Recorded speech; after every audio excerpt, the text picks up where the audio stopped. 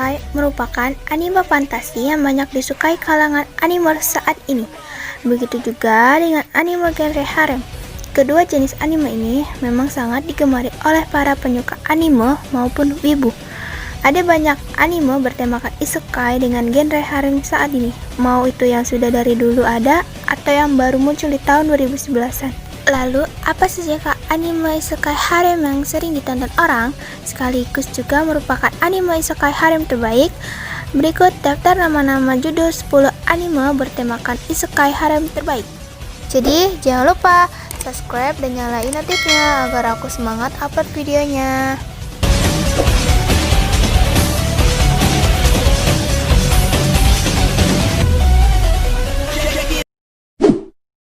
Yang pertama adalah Arifureta. Nogume Hajime adalah otaku biasa. Namun, tiba-tiba ia dan bersama teman-teman sekelasnya masuk ke dunia lain atau isekai. Mereka semua diperlakukan layaknya pahlawan. Di dunia tersebut, mereka bertugas untuk menyelamatkan umat manusia dari kepunahan. Tetapi, tidak seperti kebanyakan temannya, Hajime menjadi orang yang lemah dan sering ditindas oleh teman-temannya. Akankah Hajime bertahan di dunia yang penuh dengan monster dan iblis meskipun profesinya sebagai pandai besi?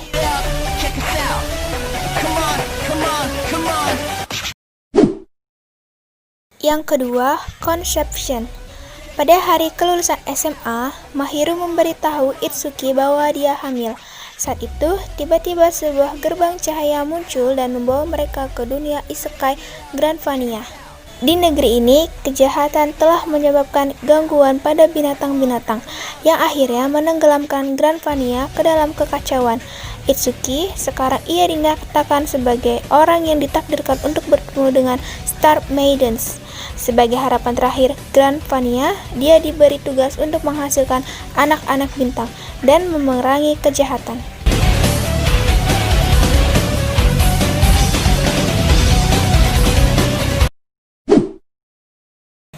Yang ketiga adalah Death March Kara. Sejuki Ichiro adalah seorang programmer berusia 29 tahun yang sibuk memperbaiki berbagai bug dalam sebuah game yang dikembangkan oleh perusahaannya. Sejuki memiliki nickname bernama Satao dalam beberapa game yang dites olehnya. Saat sedang tertidur di kantornya, tiba-tiba ia mendapati dirinya berada di dalam game yang sedang dikembangkannya, dan fisika berubah menjadi seperti usia 15 tahun.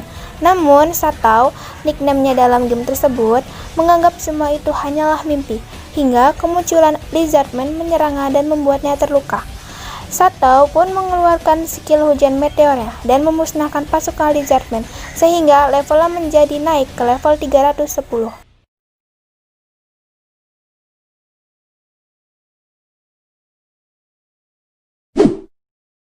Yang keempat adalah Isekai no Monogatari. Kenshi Masaki telah diculik dan dibawa ke dunia Geminar oleh sebuah kelompok misterius. Agar dapat kembali, ia harus setuju untuk membantu mereka membunuh permasyuri baru dari Kekaisaran Strayu, Lasara, menggunakan robot raksasa yang disebut Mechanoid Suci.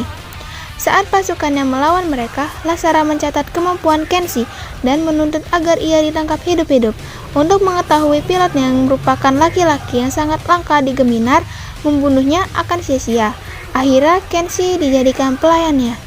Sebagai pelayan baru permasyuri, Kenshi diharuskan untuk menemani Lasara ke Tanah Suci, sebuah akademi di mana para pilot Mechanoid Suci mengasah kemampuan mereka. Kedatangannya menarik perhatian, namun Kenshi tidak menyadari ada sesuatu yang buruk sedang terjadi di dalam akademi, dan hal tersebut dapat menjerumuskan seluruh dunia ke dalam perang.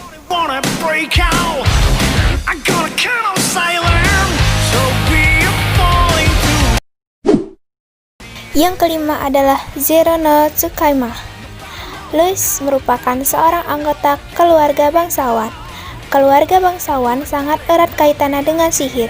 Sayangnya, Louis sendiri sangat payah dalam menggunakan sihir. Namun, untuk membuktikan kemampuannya, ia melakukan summon dan berhasil memanggil Saito, seorang pemuda dari masa depan. Saito bingung dan pasrah dijadikan sebagai asisten oleh Louis. Namun, pada akhirnya, ia perlahan demi perlahan, ia mahir menggunakan pedang Deathbringer.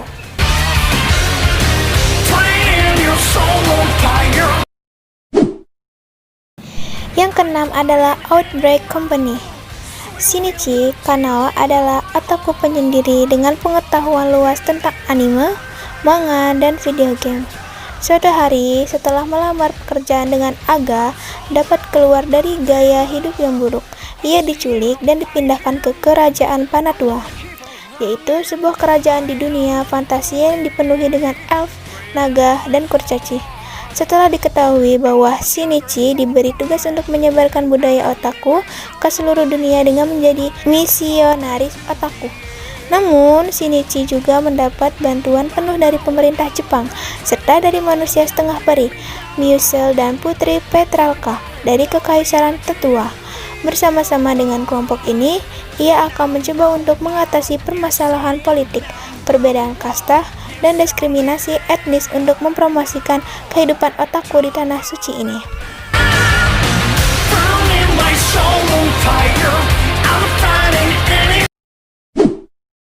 Yang ketujuh adalah Kamigami no Asobi. Yui Kusanagi adalah seorang gadis normal, namun ia tiba-tiba dipindahkan ke dunia lain untuk misi yang sangat penting, yaitu untuk menunjukkan kepada para dewa muda dari alam ilahi apa artinya menjadi manusia. Selama bertahun-tahun, para dewa muda yang tampan ini telah kehilangan kemampuan mereka untuk mempunyai rasa peduli atau berinteraksi dengan manusia. Yui diberi waktu 1 tahun untuk menyelesaikan misinya, dan jika ia gagal, mereka semua akan terjebak di dunia itu selamanya. Sayangnya, banyak dewa yang enggan dengan hal ini. Jadi, akankah Yui berhasil dalam misinya ini, atau ia akan terjebak dalam sisa hidupnya di dunia tersebut?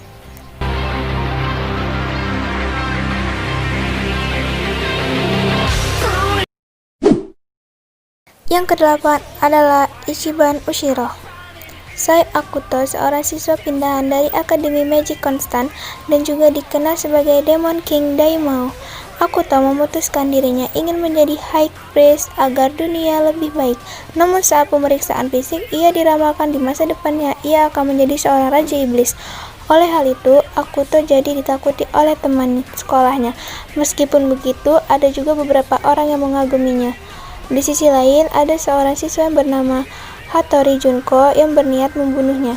Atas dasar tersebut, Korone, seorang gadis android, diutus untuk mengawasi kegiatannya di sekolah.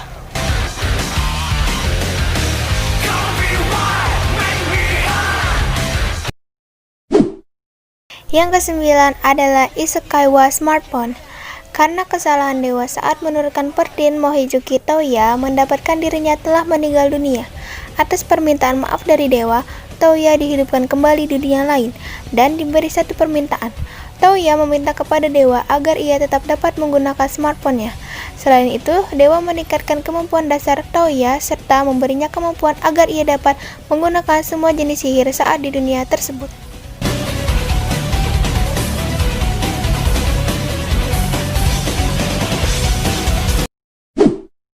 Yang ke-10 adalah Hyakuren no Valkyrie. Beberapa legenda urban sebaiknya tidak perlu dicoba.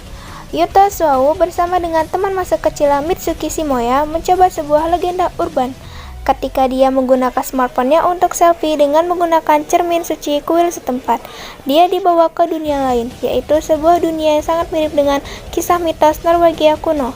Dengan menggunakan pengetahuannya yang diperoleh dari sekolah dan dari smartphone bertenaga surya, ia berjuang bersama Wolf Clan untuk mendapatkan kejayaan, sambil untuk mendapat perhatian dan pemujaan dari kelompok prajurit sihir yang dikenal sebagai Einherjar.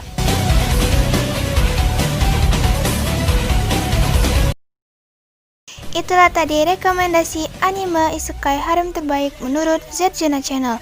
Jika ada kritik dan saran, silakan tulis di kolom komentar. Sekian dari saya, see you!